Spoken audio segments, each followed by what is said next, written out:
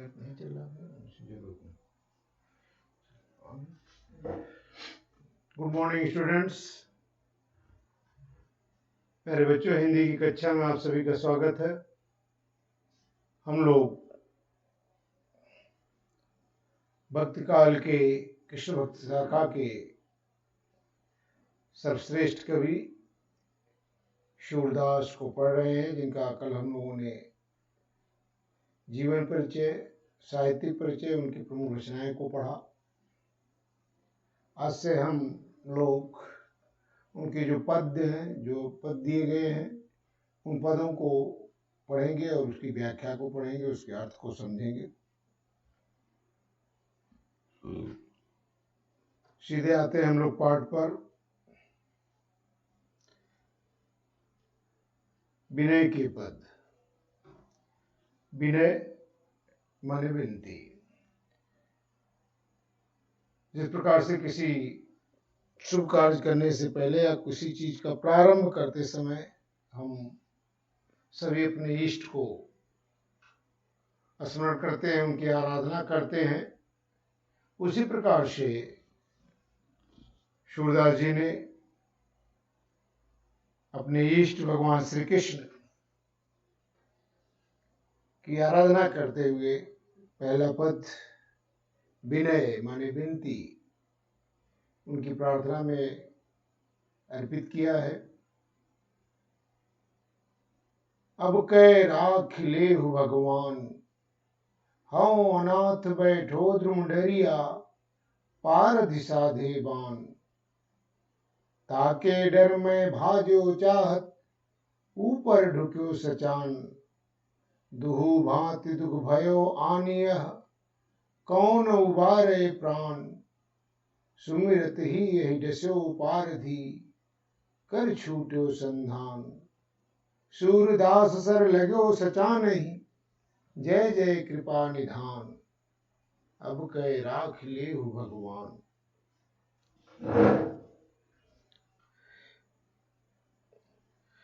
इस पद में सूरदास ने भगवान की अनंत कृपा का ज्ञान करते हुए उनसे उद्धार की प्रार्थना की है कि हे प्रभु, मेरी रक्षा करो। अब कै राख लेहु भगवान।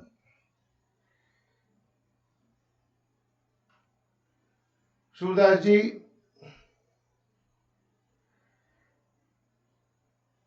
प्रभु की कृपा को एक दृष्टांत के माध्यम से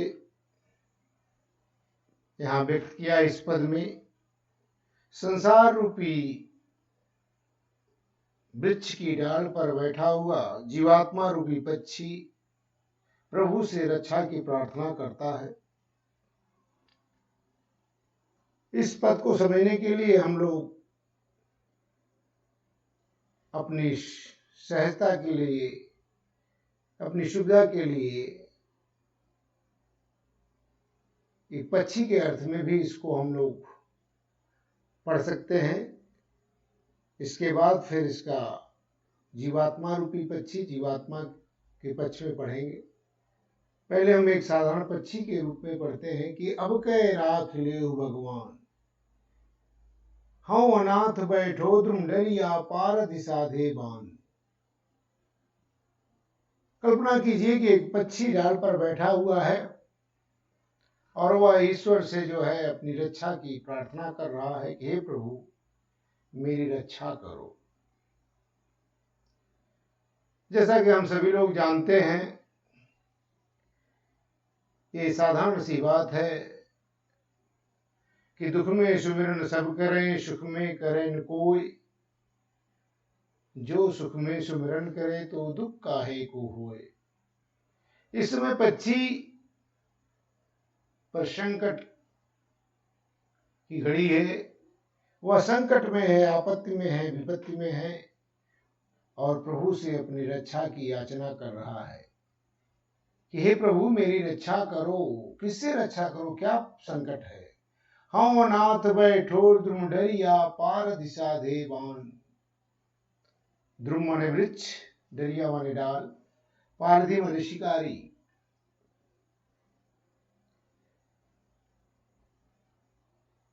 हाँ अनाथ बैठो ध्रुव डरिया। पक्षी प्रभु से प्रार्थना कर रहा है, हे प्रभु मैं अनाथ पक्षी, जिसका कोई नाथ नहीं, कोई भगवान नहीं, कोई रक्षक नहीं है, ऐसा मैं पक्षी, अनाथ पक्षी वृक्ष की डाल पर बैठा हूं, पारधि साधे बाण। और बहेलिया मुझको अपने बाण के निशाने पर ले रखा है, अर्थात वह मुझ पे निशाना साधे हुए है। वह अपने बाणों से मुझे अपना शिकार करना चाहता है, मुझे मार देना चाहता है। मेरी निगाह उस पर पड़ गई, मैंने देख लिया कि शिकारी मुझ पर जो है निशाना साधे हुए है। ताके डर में भाजो चाहत, ऊपर ढुक्यो सचान। उसे देख करके, उसके भय से भयभीत होकर के कि उसके बाण चलाते ही मेरे प्राण निकल जाएंगे, मैं उड़ जाना चाहता हूं, भागना चाहता हूं। भाजो भाजो ब्रज भाषा में आप जानते ही हैं, ताकि माने उसके, उस बहेलिए के, उस शिकारी के भय से, उसके बाणों के भय से मैं उड़ जाना चाहता हूं, भागना चाहता हूं। लेकिन ऊपर ढुक्यो सचान, जैसे ही मैंने उड़ने के लिए ऊपर सोचा तो मैं देखता हूं कि ऊपर सचान माने बाज, जो पक्षियों का शिकार करता है, ऊपर बाज अपना ताक में बैठा हुआ है कि जैसे मैं उड़ूं और मोह मुझे धर दबोचे। उसके बहेलिए के डर से, शिकारी के बाण के भय से मैं तो उड़ जाना चाहता हूं, लेकिन जैसे ही उड़ने का विचार मेरे मन में आता, मैं ऊपर देखता हूं तो मैं देखता हूं क्या कि ऊपर बाज पक्षी इस ताक में बैठा हुआ है कि जैसे मैं मुड़ूं वह मुझे ढुके माने छिपा हुआ है, छिप कर मुझको जो है वह ताक में बैठा है कि जैसे मैं उड़ूं और वह मुझे अपना शिकार बना ले। दुहु भांत दुख भयो आन, यह कौन उबारे प्राण। ये तो मुझ पर दोनों तरफ से संकट आ पड़ा है। यदि मैं उड़ता हूं तो भी मेरी मृत्यु है, और नहीं उड़ता हूं तो भी मेरी मृत्यु है। दुहु भांति दुख भयो आनी, यह कौन उबारे प्राण। मुझे तो दोनों तरफ से संकट है। ऐसी संकट की घड़ी में, ऐसी विषम परिस्थिति में मेरे प्राणों की रक्षा भला कौन कर सकता है। हे प्रभु मेरे प्राणों की रक्षा करो। आपके अतिरिक्त, आपके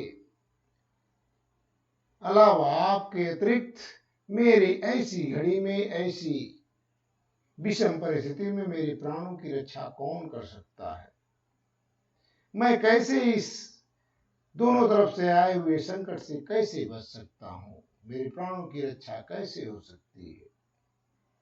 सुमिरत ही यही रसो पारधी, कर छूटो संधान। जो ही पक्षी ने उस परमात्मा का स्मरण किया, उसको याद किया। अहि माने होता है सर्प, डसो माने होता है सर्प, दंश मार करके डसना, अर्थात सर्प अपना शिकार बना लेता है। सुमिरत ही यही डसो पारधी, जैसे ही पक्षी ने उस परमात्मा का स्मरण किया, उस परमात्मा की कृपा से, भगवान की कृपा से वहां एक सर्प आता है और वह बहेलिए को डस लेता है, उस पर डंक मारता है, शिकारी को डस लेता है, अर्थात सर्प उस शिकारी को काट लेता है। और कर छूटो संधान, जैसे ही वह सर्प उस शिकारी को काटता है, डसता है, वैसे ही उसके हाथ से, कर माने हाथ से, उसके हाथ से साधा हुआ वह बाण, धनुष पर चढ़ाया हुआ बाण छूट जाता है सूरदास सर लगो सचान ही जय जय कृपा निधान। चूंकि सर्प के काटने से उसका निशाना बदल जाता है और उसके हाथ से छूटा हुआ वह बाण सूरदास सर लगो सचान नहीं। सूरदास जी कहते हैं सर माने वह बाण, बहेलिए का वह शिकारी का बाण जाकर के बाज पक्षी को लगता है और इस प्रकार से सर्प के डसने से शिकारी की मृत्यु और शिकारी के बाण के लगने से बाज पक्षी की मृत्यु, दोनों ही उसके शत्रु मारे जाते हैं। जय जय कृपा निधान। और पक्षी तो केवल आंख मूंद करके उस परमात्मा का स्मरण कर रहा है और जब देखता है उसकी आंखें खुलती हैं तो देखते हैं उसके दोनों शत्रु मारे गए। जय जय कृपा निधान। वह परमात्मा की जय जयकार करता हुआ भगवान की जय जयकार करता है कि हे प्रभु आप धन्य हैं, आपकी जय हो। अब कै राख लेहु भगवान। ये तो एक साधारण पक्षी के रूप में, साधारण पक्षी के अर्थ में यह पद का अर्थ हुआ। अब सूरदास एक जीवात्मा रूपी पक्षी का एक दृष्टांत देकर के अन्योक्ति के रूप में किस प्रकार से परमात्मा की आराधना कर रहे हैं। अब कै राख लेहु भगवान। हे प्रभु, भक्त सूरदास अपने आराध्य श्री कृष्ण से प्रार्थना करते हुए कहते हैं कि हे भगवान, हे प्रभु, इस बार आप मेरी रक्षा कीजिए। अब कै राख लेहु, इस बार, इस संकट की घड़ी में इस बार आप मेरी रक्षा करें, मेरी रक्षा कीजिए।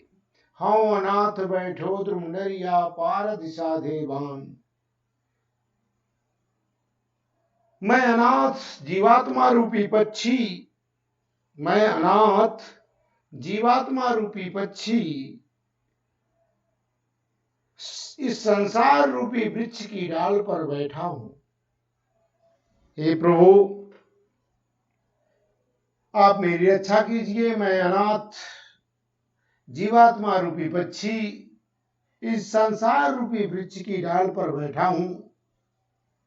पार दिशा दे बान, और मुझे मारने के लिए माया रूपी शिकारी, यहां शिकारी का रूप लिया गया किससे? माया। माया रूपी शिकारी ने अपने अविद्या रूपी बाण से, अज्ञानता रूपी बाण से, अविद्या रूपी बाण से मेरा शिकार करना चाहता है। मुझ पर अविद्या रूपी बाण साधे हुए है। माया रूपी शिकारी मुझ जीवात्मा रूपी पक्षी पर अविद्या रूपी बाण जो है साधे हुए है। ताके डर में भाजो चाहत ऊपर ढुक्यो सचान। मैं उस अविद्या रूपी बाण के भय से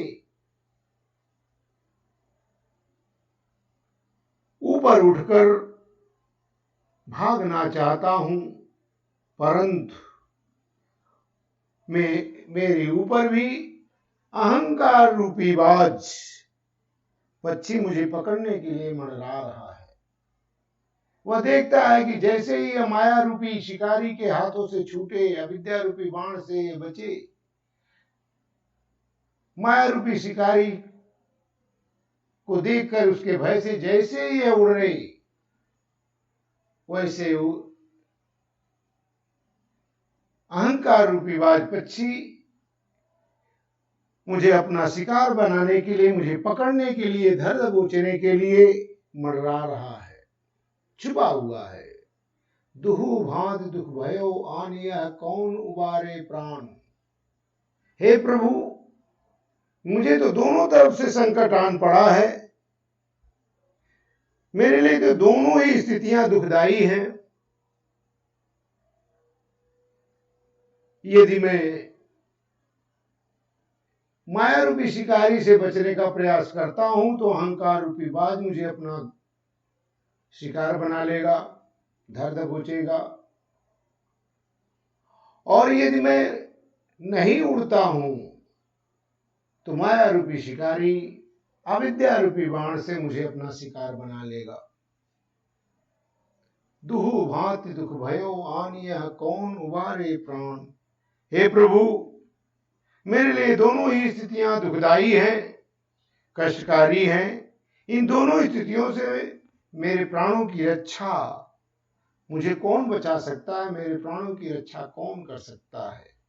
मुझे भला इन दोनों परिस्थितियों से मेरी रक्षा कौन कर सकता है? सुमिरत ही यही दशो पारधी कर छूट्यो संधान। जैसे ही वह जीवात्मा रूपी पक्षी हृदय से भगवान का स्मरण करता है, ईश्वर को स्मरण करता है,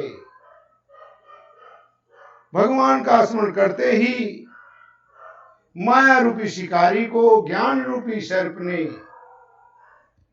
यहां सर्प ज्ञान का द्योतक है, ज्ञान रूपी सर्प ने माया रूपी शिकारी को डस लेता है और उसका संतुलन बिगड़ते ही माया रूपी शिकारी के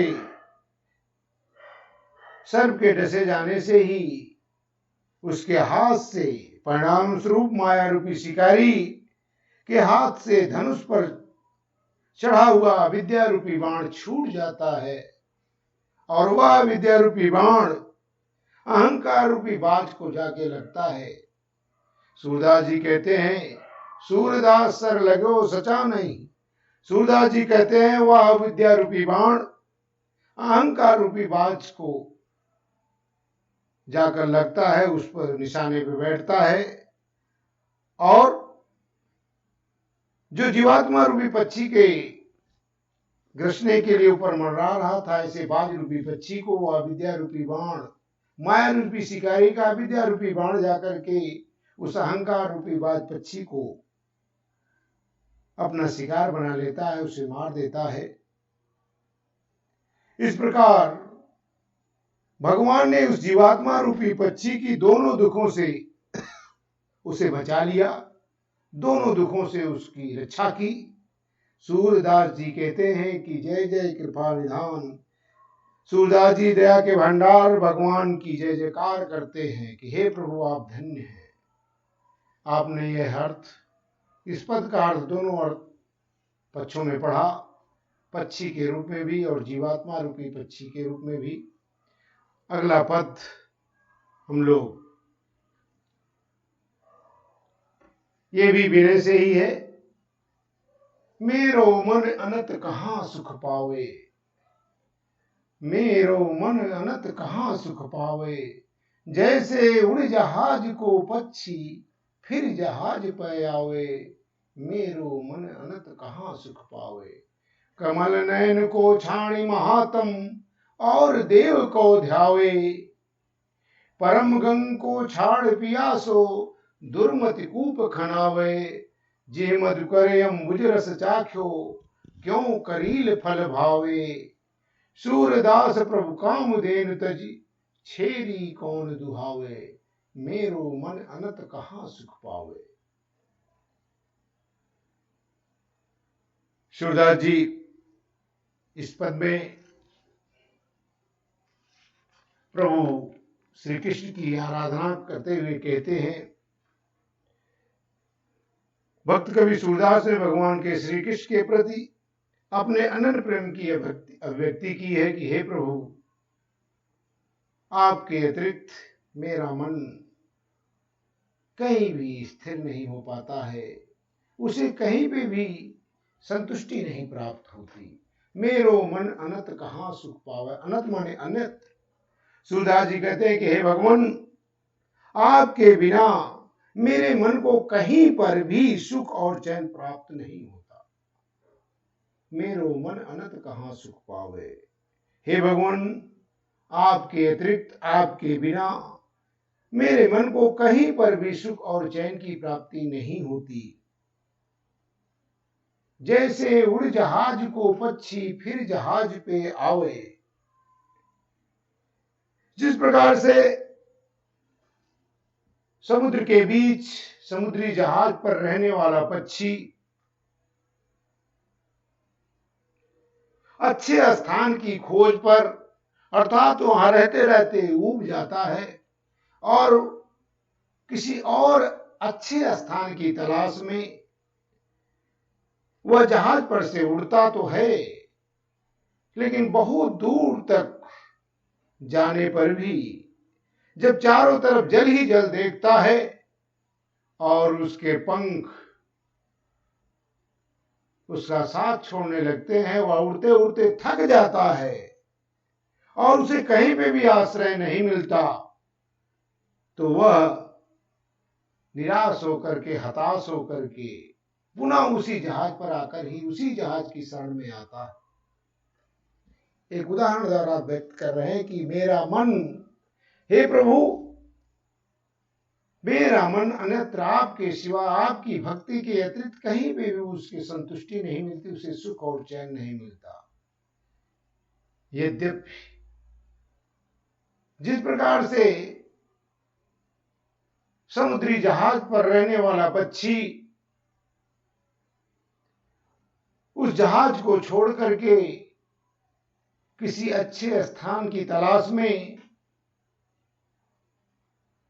वहां से उड़ तो जाता है, लेकिन दूर दूर तक जल में उसे कोई और आश्रय नहीं दिखाई पड़ता और थक हार करके वह पुनः उसी जहाज पर वापस लौट आता है और उसे आकर के वहीं आश्रय मिलता है, वहीं सुकून मिल पाता है। उसी प्रकार से मेरा भी मन, हे प्रभु श्री कृष्ण, आपकी भक्ति के अतिरिक्त उसे कहीं और चैन नहीं मिलता। यद्यपि वह सांसारिक विषय वासनाओं और सुखों की तलाश में वहां से तो उड़ता है, वहां से अलग तो होता है, लेकिन चारों तरफ भटकने के बाद भी उसे कहीं और शरण नहीं मिलती, वह आपकी शरण में वापस लौट आता है। जिस प्रकार से समुद्री जहाज पर रहने वाला पक्षी उड़ करके अच्छे स्थान की तलाश में भटकता हुआ भी अंत में थक हार करके उसी जहाज पर लौट आता, उसी प्रकार से मेरा मन भी आपके सिवा कहीं भी उसे सुख और चैन की प्राप्ति नहीं होती। मेरी दशा भी ठीक वैसे है जिसे उड़ते हुए समुद्री जहाज की पक्षी की भांति मैंने भी विभिन्न देवी देवताओं की उपासना द्वारा मोक्ष प्राप्त करने की कामना की, अन्य देवी देवताओं की भी मैंने आराधना की और मोक्ष प्राप्ति की कामना की, परंतु मुझे अंत में असफलता ही हाथ लगी और मैं पुनः आप ही की शरण में आ गया हूं। इसलिए हे प्रभु, आपके अतिरिक्त अन्य किसी की भक्ति में मेरे मन को शांति ही नहीं प्राप्त होती। अब मैं कमल नयन को छाणी महात्म और देव को ध्यावे। मैं अब कमल नयन भगवान श्री कृष्ण कमल जैसे नेत्रों वाले नीले कमल जैसे नेत्रों वाले भगवान श्री कृष्ण की महिमा को गान छोड़ करके, उसकी महिमा का वर्णन छोड़ करके, महात्म माने उसकी महात्म को, उसकी महिमा के गीत, उसकी महिमा को, उसकी भक्ति को त्याग करके और देव को ध्यावे, अन्य देवी देवताओं की आराधना नहीं कर सकता। मैं अब हे प्रभु आपकी शरण को छोड़ करके, आपकी भक्ति को छोड़ करके, कमल जैसे नेत्रों वाले हे प्रभु श्री कृष्ण आपकी भक्ति को त्याग करके अन्य किसी देवी देवता की आराधना अब मैं नहीं कर सकता। क्योंकि उदाहरण दे रहे हैं, परम गंग को छाड़ पियासो दुर्मति कूप खनावे। क्योंकि नितांत मूर्ख व्यक्ति, वह व्यक्ति मूर्ख ही होगा, जाहिल होगा, बुद्धिहीन होगा, जो परम गंग को छाड़े पियासो दुर्मति कूप खनावे। वह मूर्ख व्यक्ति कहलाएगा जो अपनी प्यास बुझाने के लिए परम पवित्र पतित पावनी महिमा युक्त गंगा जी के जल को छोड़कर, बहती हुई गंगा के जल को छोड़ करके कुआं खोदने का व्यर्थ परिश्रम करेगा और ये चाहेगा कि मैं कुएं के ही पानी से अपनी प्यास बुझाऊं। बहती हुई पवित्र पावनी पवित्र जल वाली गंगा की जल को त्याग करके, उसको छोड़ करके कुएं के जल से प्यास बुझाने का प्रयास करने वाला व्यक्ति मूर्ख ही कहलाएगा, बुद्धिहीन कहलाएगा। उसी प्रकार से आपकी भक्ति रूपी गंगा के प्रवाहित होते हुए अन्य देवी देवताओं की शरण में जाना मूर्खता ही कहलाएगी।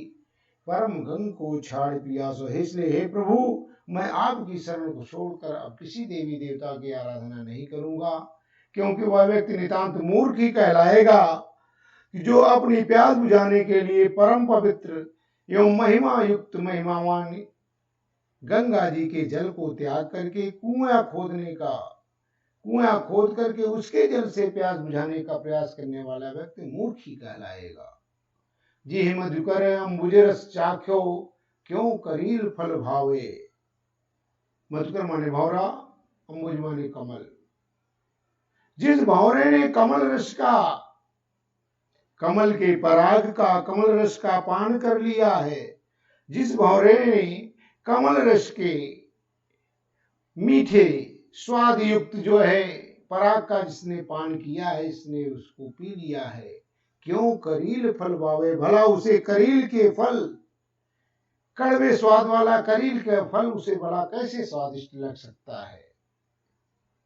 जिस भौरे ने मीठे और मधुर कमल के रस का स्वाद चख लिया हो,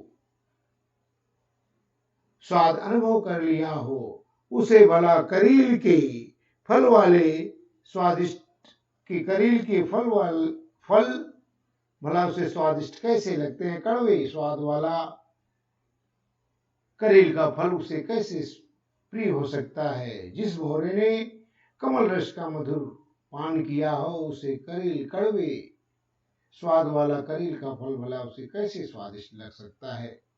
उसी प्रकार से मैंने आपकी आनंदमयी भक्ति का जिसने पान कर लिया हो, उसे अन्य किसी देवी देवताओं की भक्ति भला उसे कैसे प्यारी लग सकती है। सूरदास प्रभु कामधेनु तुझ छेरी कौन दुआवे। सूरदास जी कहते हैं कि जिसके पास कामधेनु, कामधेनु धेनु माने गाय, काम माने होता है कामना पूर्ण करने वाली, अर्थात ऐसी गाय जो समस्त इच्छाओं की पूर्ति करती हो, आपके मन में जो कामना हो, जो अभिलाषा हो, उसकी पूर्ति करने वाली ऐसी गाय, ऐसी कामधेनु जिसके पास हो। सूरदास प्रभु कामधेनु छेरी कौन दुहावे। सूरदास जी कहते हैं जिसके पास संपूर्ण कामनाओं की पूर्ण करने वाली कामधेनु हो, भला वह बकरी को क्यों दूहेगा। बकरी जैसे तुच्छ प्राणी के वह दूध से अपनी प्यास क्यों बुझाना चाहेगा। वह छेरी बकरी के दूध क्यों दूहना चाहेगा जिसके पास स्वयं समस्त इच्छाओं की पूर्ति करने वाली कामधेनु हो। उसी प्रकार से हे भगवान, आप जैसे परम महिमाशाली को छोड़कर मैं अन्य देवी देवताओं की आराधना या उपासना कैसे कर सकता हूँ। इसलिए मेरो मन अनंत कहाँ सुख पावे। मेरा मन हे प्रभु आपकी भक्ति के अतिरिक्त उसे कहीं भी सुख की प्राप्ति नहीं होती, उसे सुख और चैन की प्राप्ति नहीं होती। प्यारे बच्चों, आप 2-3 बार इस वीडियो को चला करके अच्छी तरह से इसको समझ लीजिए। यदि कहीं पे कोई भी समस्या हो या समझने में दिक्कत आती हो तो आप मुझसे संपर्क कर सकते हैं। Thank you, all the best.